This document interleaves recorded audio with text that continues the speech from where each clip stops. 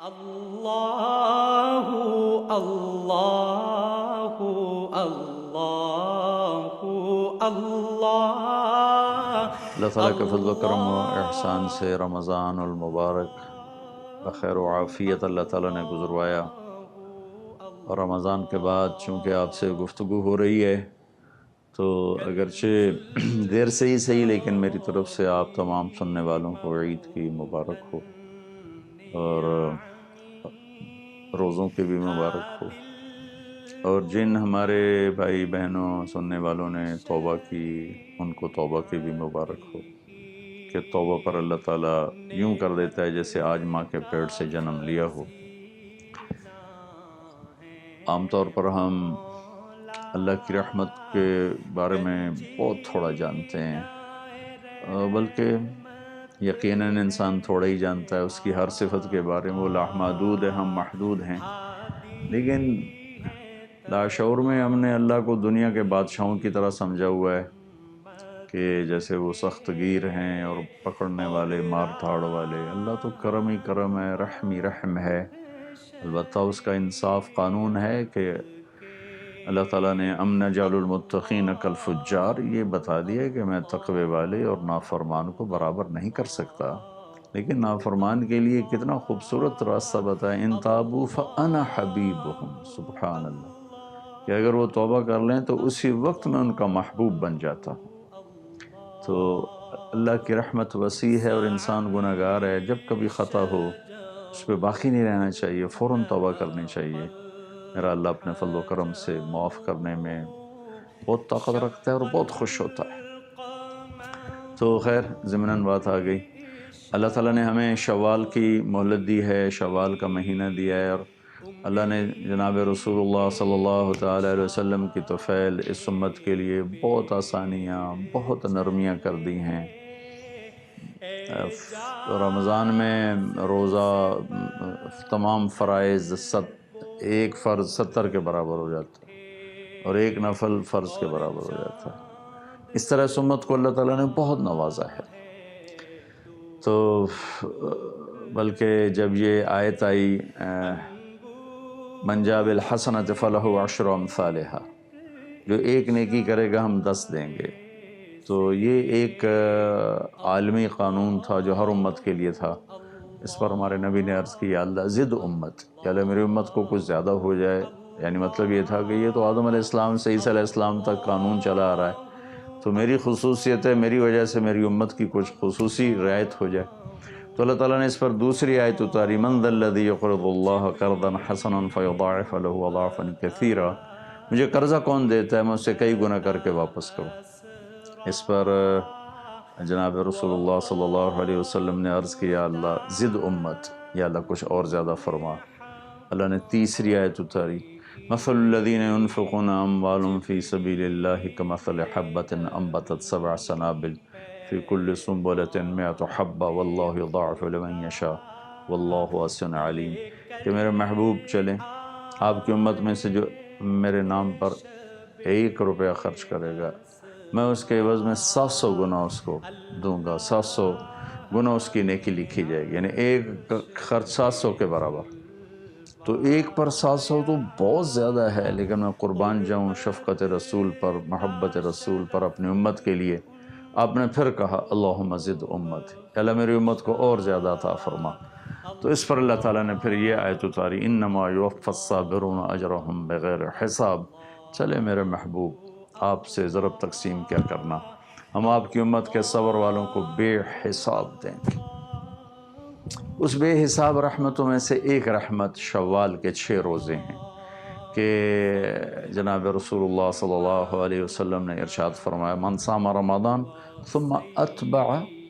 6 من شوال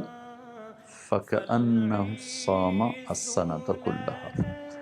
جس شخص نے رمضان کے روزے رکھے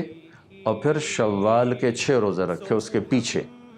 اور ثم کا لفظ بتاتا ہے کہ یہ 6 روزے اکٹھے نہیں ہیں، 30 دن میں 6 روزے ہیں۔ بعض دوستوں کو یہ تکلیف محسوس ہوتی ہے 6 اکٹھے رکھنے میں،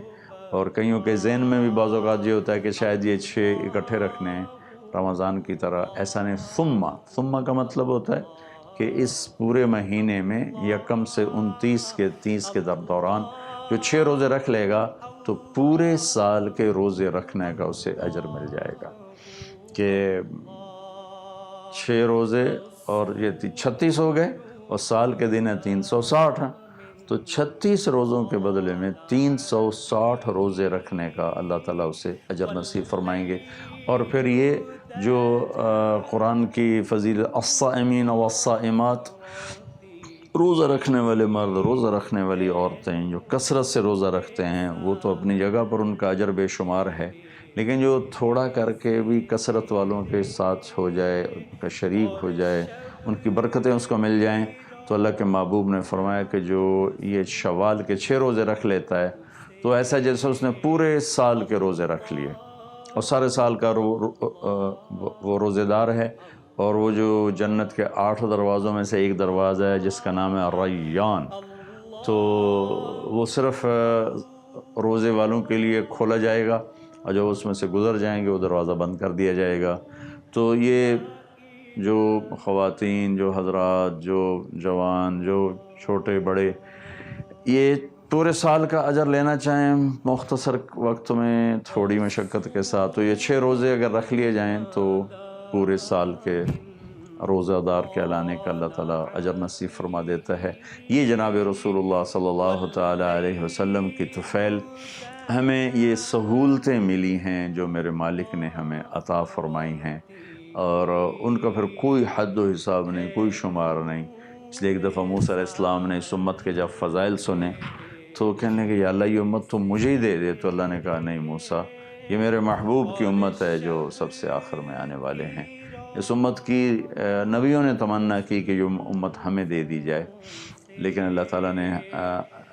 ہمارا نصیب بنایا کہ ہمیں جناب رسول اللہ صلی اللہ تعالیٰ علیہ وسلم کا امت ہی بنایا، اور ساری سہولتوں کے بعد اور ساری آپ کے طفیل جو نعمتیں ملی ہیں، اس کے بعد ایک ایسی نعمت ہے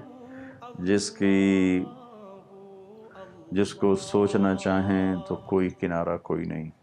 آپ نے فرمایا کہ اللہ نے ہر نبی کو ایک دعا کا حق دیا کہ میرے محبوب، میرے نبی یہ دعا ہے، میں ایک دعا کا آپ کو حق دیتا ہوں، جو مانگیں گے ہم وہ کر دیں گے۔ تو آدم سے لے کر عیسیٰ علیہ السلام تک ہر نبی کو اللہ نے ایک دعا کا اختیار دیا، ہر نبی نے وہ دعا مانگ لی، اللہ نے قبول فرما کے ویسا ہی کر دیا جیسا اس نبی نے چاہا یا رسول نے چاہا۔ جب ہمارے نبی کی باری آئی تو اللہ نے فرمایا میرے محبوب آپ کو بھی ایک دعا کا اختیار ہے، آپ بھی مانگیں۔ تو آپ نے کہا یا اللہ ٹھیک ہے، میں نے اختیار آپ کا قبول کیا، لیکن میں یہ دعا یہاں نہیں مانگوں گا، میں یہ دعا قیامت کے دن اپنی امت کے گناہ گاروں کی بخشش کے لیے مانگوں گا، اور میں اس کو اپنی امت کی شفاعت کے حق میں اس دعا کو استعمال کروں گا۔ یہ آپ کی رحمتوں میں سے بہت بڑی رحمت، ہر رحمت بہت بڑی ہے، آپس میں مقابلہ کیا جائے بہت بڑی ہے۔ پھر آپ کی شفاعت کا مل جانا کتنی بڑی رحمت ہے، پھر پل صراط پہ آپ کھڑے ہوں گے امت کو گزارنے کے لیے، کتنی بڑی نعمت ہے۔ حوض کوثر کا آپ کے ہاتھوں پانی مل جانا کتنی بڑی نعمت ہے، آپ کے ساتھ جنت میں داخلہ ہونا۔ آپ نے فرمایا اہل جنت کی 120 صفیں، اس میں سے 80 صفیں میری امت کی ہیں، 40 صفیں باقی امتیوں کی ہیں، اور سب سے پہلے میں جنت میں داخل ہوں گا۔ سارے نبیوں پر جنت حرام ہے جب تک میرا قدم نہ پڑ جائے، اور ساری امتوں پر جنت حرام ہے جب تک میری اوپر نہ چلی جائے۔ اور میں کہا سب سے پہلے جنت میں داخل ہوں گا، بلال میری اونٹنی کی رسی پکڑ کے میرے ساتھ ہوگا، میرے لیے دروازہ کھلے گا، اور میرے ساتھ سب سے پہلے میری امت کے غریب لوگ داخل ہوں گے، باقی لوگ بعد میں داخل ہوں گے۔ سب سے پہلے میری امت اندر جائے گی، اس کے بعد باقی امتیں داخل ہوں گی۔ یہ جناب رسول اللہ صلی اللہ تعالی وسلم کی طفیل جو ہمیں نعمتیں ملی ہیں وہ میں نے مختصر ذکر کی ہیں، چند ایک ان میں سے یہ 6 روزے بھی ہیں۔ جو دوست، جو مرد، جو حضرات، جو خواتین مستورات رکھنا چاہیں ان کے لیے بہت بڑی فضیلت ہے، سارے سال کے روزے داروں نے اللہ تعالیٰ انہیں اجر نصیب فرمائے گا۔ اللہ تعالیٰ ہمیں عمل کی توفیق بخشے۔ السلام علیکم۔ ایک اشارے سے